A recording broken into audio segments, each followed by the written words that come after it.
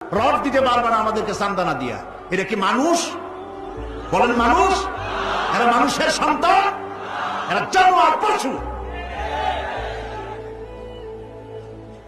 সাদাবাজ এবং মাস্তান, সন্ত্রাসী, ইসলামে এদের কোনো স্থান নাই।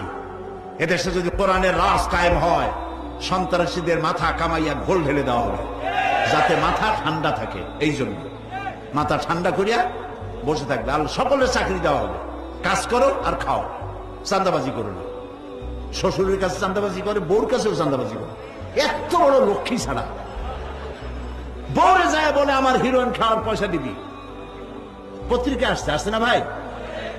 কত বড় শয়তান, বউর কাছে চান্দা চায়। আল্লাহ এইসব চাঁদাবাজ, মাস্তান, অপহরণকারী আর সন্ত্রাসী জানোয়ারদের হাত থেকে আল্লাহ এই দেশকে রক্ষা করুন। বলেন আমিন। চিল্লায় বলেন আমিন।